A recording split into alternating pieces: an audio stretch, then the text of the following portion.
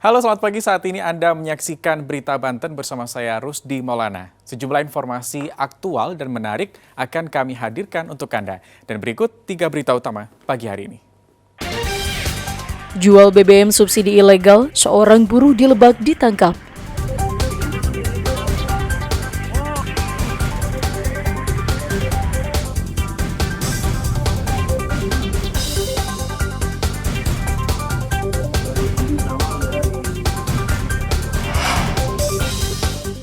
Usut korupsi tanah negara, polisi geledah kantor desa Tambak Baya.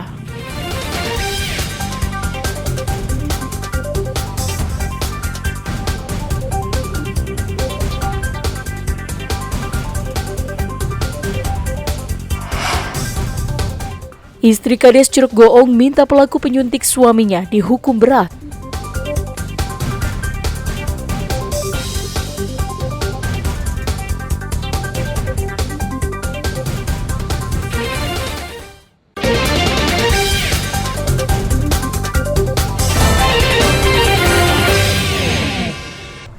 Satreskrim Polres Lebak membongkar praktek penjualan BBM subsidi jenis RON 90 atau Pertalite secara ilegal.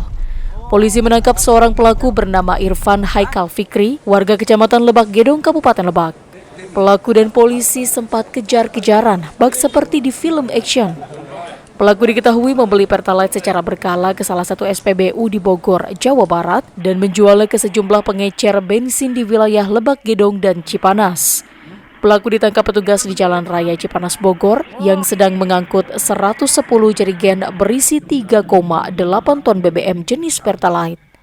Menurut Kapolres Lebak, pelaku melakukan kejahatan ini seorang diri. Modusnya yakni dengan membeli bensin Pertalite seharga Rp10.500 per liter secara berkala di SPBU dan setelah terkumpul dijual lagi ke pedagang-pedagang bensin eceran di Lebak Gedong dan Cipanas. Pelaku mendapatkan keuntungan Rp500 sampai Rp1.500 per liter. Pelaku ini memang melakukan pembelian ke SPBU di salah satu SPBU di daerah Bogor, Jawa Barat. Itu dengan menggunakan kendaraan kecil dulu. Dengan menggunakan kendaraan kecil, menggunakan jerigen-jerigen. Setelah itu baru dikumpulkan atau dipindahkan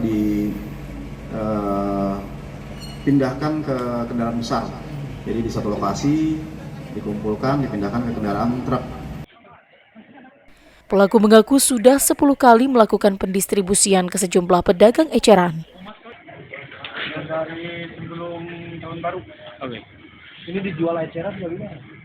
Ya, saya udah nggak jual eceran. Jadi jualnya bergede. Kemana aja sih dijualnya? Ya, paling daerah situ doang. Bah, kenapa ngambil barangnya di Bogor, Pak? Karena di sini nggak ada yang jualan.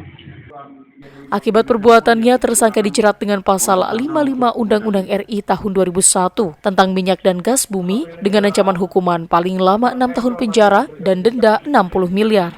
Ariel Maradus dan Saipul melaporkan dari Kabupaten Lebak.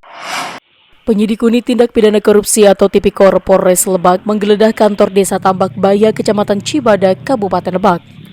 Penggeledahan dilakukan untuk melengkapi dokumen-dokumen, alat bukti yang dibutuhkan dugaan penjualan tanah bengkok atau tanah desa yang dilakukan mantan kepala desa Tambak Baya berinisial A. Setelah menggeledah kurang lebih 3 jam, penyidik membawa sejumlah dokumen penting yang disimpan di dalam boks plastik dan 1 buah laptop. Melakukan penggeledahan ya di kantor desa Tambak Baya untuk melengkapi dokumen-dokumen dan alat bukti yang kami masih butuhkan. Untuk rilis secara resminya nanti akan diadakan di Polres Lebak ya. Unit Tipikor Polres Lebak terus mengumpulkan sejumlah barang bukti terkait korupsi tanah yang dilakukan oleh mantan kepala desa Tambak Baya. Ariel Maradus dan Saipul melaporkan dari Kabupaten Lebak. Ruang kelas di Madrasah Ibtidaiyah Al-Waton yang berada di Kampung Cikape, Kecamatan Lewi Damar, Kabupaten Lebak, ambruk di bagian samping. Kejadian ini setelah intensitas curah hujan tinggi yang terjadi di wilayah tersebut dalam 1 pekan terakhir ini.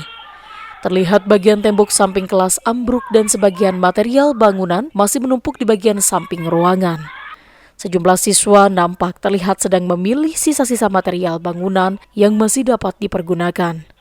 Beruntung peristiwa terjadi pada pagi hari sebelum kegiatan belajar mengajar dimulai sehingga tidak ada korban jiwa maupun luka dalam peristiwa tersebut. Namun peristiwa tersebut mengakibatkan satu ruang kelas tidak dapat dipakai untuk kegiatan KBM sehingga siswa kelas 6 harus belajar di ruangan guru dengan cara disekat triplek dan belajar secara bergantian. Oh gitu. Ini kenapa nih kelasnya? Karena hujan. Rubuh. Waktu pas kejadian lagi dipakai nggak nih? Enggak. Nah, sekarang belajarnya di mana dong? Kalau gitu. Di kelas. Oh, ngumpul. Jadi disatuin sama kantor. Berarti gantian dong belajarnya. Pihak sekolah berharap ada bantuan dari para donatur untuk membangun ruang kelas yang roboh tersebut, karena kalau meminta kepada pemerintah, khususnya Kementerian Agama, sangat sulit dan terkadang dipersulit, apalagi sekolahnya merupakan sekolah swasta. Waktu pas kejadian ada apa? Belum pada datang. Kejadian anak-anak juga belum pada datang, guru-guru juga belum pada datang. Jam 6 pas jam 6. Oh iya. Nah, kedengar sama masyarakat. Pas ada guru di bawah, pas datang itu kata masyarakat, ibu kayaknya ada yang roboh dari kena sekolah. Tadi kedengeran gitu berubah. Oh gitu. Pihak sekolah juga khawatir kerusakan akan menjalar ke bangunan yang lain. Ariel Maranus dan Saipul melaporkan dari Kabupaten Lebak. Istri Kepala Desa Curug Goong yang menjadi korban pembunuhan mendatangi Polresta Serang untuk menjalani pemeriksaan sebagai saksi bersama 3 orang saksi lainnya. Istri korban juga didampingi oleh pihak kuasa hukum. Seusai pemeriksaan, istri korban kemudian meminta agar pihak yang mendapatkan keadilan atas meninggalnya suaminya.